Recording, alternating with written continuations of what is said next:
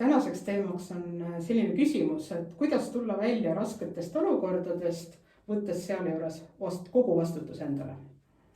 Jah, et see on tõesti väga tähtis koht, sellepärast et nagu ma eelmises videos rääkisin, et kui sa satud sellesse ohvri olukorda, tavaliselt see või ohvri kolmnurka, et siis tavaliselt ongi see üks väga raske olukord, mis elus tuleb. Ja just sellepärast on raske, et me läheme sellesse ohvri rolli tavaliselt või siis teised inimesed nendesse teistesse rollidesse, päästja, agressor ja siis nad kõik need vahelduvad ja see tohutu jama on. Ja ainus võimalus on siis sealt välja tulla, on võtta kogu vastutus ja seal on siis nagu üks viis, millest ma olen ka varem rääkinud, mis on siis see, et sa vabastad oma emotsioonid. Aga on üks väga huvitav meetod, mis on Hawaiilt pärit ja selle nimi on Ho'oponopono. Ja seal siis suheldakse eluga. Ja seal on see põhimõte, et kõik, mis on sinu nagu, kogemus väljas, kõik, mida sa kuuled ja kõik, mida sa näed, on see, mis sa oled ise loonud. Et siin on siis nagu lähtume sellest, et mina olen ainus oma universumi looja, sina oled ainus oma universumi looja ja igaüks on ainus oma universumi looja. Ja kõik see, mis on siis tuleb meie info välja, on meie looming, on minu looming, kõik mida ma kogen on minu looming. Isegi kui mul ei ole absoluutselt nii pritšom selle asjaga või mitte mingit seost seal ei ole. Nii, ja siis see viis või see Ho'oponopono on tuntud saanud maailmas tänu ühele mehele, kes siis kasutas seda töötades kinnises asutuses, kus siis need patsiendid või kliendid olid sellised inimesed, kellel olid psüühikahäired ja kes olid väga vägivaldsed ja nad olid teinud väga hulle asju. Ja see mees ei kohtunud nende inimestega isiklikult, vaid ta luges nende haiguslugusid, kus oli siis kirjas kõik need lood, et mis oli juhtunud. Ja tema siis käsitles seda niimoodi, et kuna tema töö ülesanne oli see, et siis lugeda neid haiguslugusid või ükskõik mis viisil siis nende inimeste olukorda parandada, et neid inimesi saaks siis pidada mitte kinnises asutuses, et nad saaksid võib-olla isegi ühiskonda kuidagi tagasi minna. Et see oli tema töö ülesanne ja siis ta oli teadlik sellest vastutuse võtmisest ja ta käsitles siis kõike seda, mis ta seal luges, et see on nagu tema looming, et see oli tema nagu enda loominguna. Nii. Ja siis ta luges sealt mingisugust lugu ja siis ta ütles, et ma kahetsen. Anna mulle andeks. Et võt see andeks palumine on nüüd see koht, mis aitab sellel energial siis kuidagi hajuda või siis laiali valguda, ühesõnaga muutuda olematuks.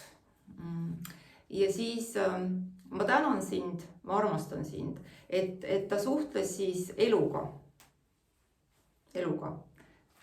Et kuna see info oli jõudnud temani, et ta käsitles seda ka enda loomingut. Et selline viis. Ja see töötas tõesti nagu väga hästi. Et siis läks mingi aasta või paar ja põhimõtteliselt see asutus pandi kinni sellepärast, et ei olnud enam kedagi, ei olnud vajadust selle isolatsiooni järele. Et tõesti väga hämmastav. Ja see on päriselt juhtunud. Et see on nüüd siis selline lugu, kus on, seal on nii-öelda tõsised probleemid, et need inimesed olid ka siis ühiskonnale ohtlikud.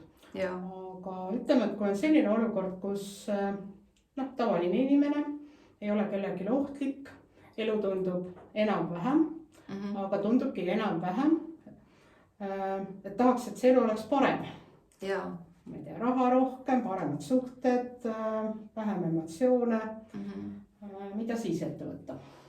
No vot, siis ongi niimoodi, et sellises olukorras on sellel inimesel võib-olla juba mingisugune visioon, enda parem visioon enda paremast visioonist.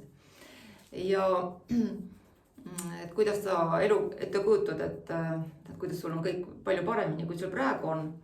Ja siis võib tekkida, et noh, see looming, mis praegu kehtib, et kuigi sul on juba visioon enda paremast versioonist, et kuidas sellega siis töötada. Et põhimõtteliselt samamoodi, et näiteks, et sa tõid siin, eks ole, selle raha teema, mis on praegu eriti aktuaalne, on ju.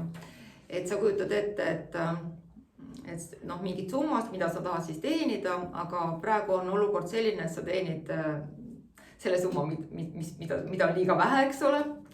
Ja nüüd, et kuidas sa saaksid siis nüüd seda muuta. Ja siin on see, et sa aktsepteerid siis seda, et sa oled nüüd loonud, ütleme, ma rääkisin sellist veel nagu automaatpiloodil või tänu oma karmale või mis iganes asjaoludel, nüüd sellise olukorra, kus sa teenid selle summa, mis sind ei rahulda. Nii. Siis nüüd Ho'oponoponot kasutades sa ütled, et ma kahetsen, anna mulle andeks. et sa küsid elu käest nagu palud andeks, eks ole, et sa oled loonud sellise elusituatsiooni. Nii, ja siis sa tänad ja ütled, ma armastan sind elu. Et sa saaksid siis nagu vastu võtta seda versiooni endast, kus sa teenid siis selle summa, mida sa tahad teenida. Näiteks. Et see on väga tore viis ka teha seda identiteedi muutust,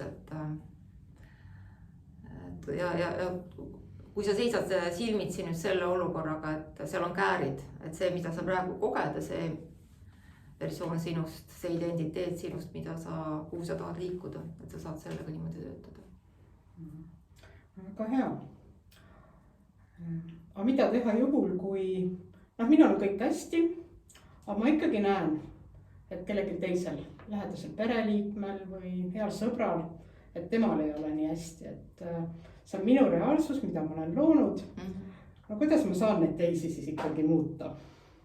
No vot, siin on seesama asi nagu selle mehega, kes seal kinnises asutuses nende tüüpidega seal tegeles. Et täpselt sama probleem on, et kui tema neid haiguslugusid luges, siis see tekitas temast ka tohutuid emotsioone. Et mida siis, ta siis nagu kahetses, sest see on tema loodud reaalsus ja palus andeks. Et samamoodi, et tavaliselt, et kui me kogeme, et meie perekonnaliikmel läheb halvasti, et siis see, kui keegi on kannatuses, mis tahes kannatus, et kas tal on terviseprobleem või ta on töö kaotanud või mis iganes viisil ta kannatab, eks ole, või tal on suhtes mingi suhetes tohutu jama. Et siis samamoodi, et on siis see, et ma kahetsen, palun anna mulle andeks, ma tänan sind, ma armastan sind. Ja sa suhtled eluga. Et ka see on sinu loodud reaalsus, et sinu reaalsuses on lähedane, kes kannatab. Muidugi loomulikult sa võid oma lähedasele ka õpetada seda Ho'oponoponot, et ta saaks ise oma elusituatsioonidele seda teha. Aga see, see, kui keegi kannatab ja me tahame teda aidata, siis on tegelikult meie kannatus ka ja me tegeleme nagu sellega, see on meie looming.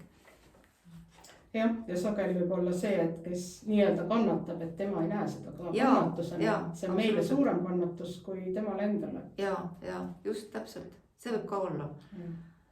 Ja. Et sellel juhul tundub eriti asjakohane. Ja, absoluutselt. Et sageli inimesed ei pruugi vastu võtta seda. Ja, seda see ongi nagu see asi, et selle asemel, et panna oma energiat siis süüdistamise, irisemise ja ma ei tea, lahenduste otsimise peale, et noh, lahenduste otsimine tegelikult ei ole halb, aga mõnikord inimesed, kes on hädas, neid ei huvita need lahendused või nad ei ole valmis neid vastu võtma. Ja seda rohkem see kõrvalseisja tegelikult kannatab.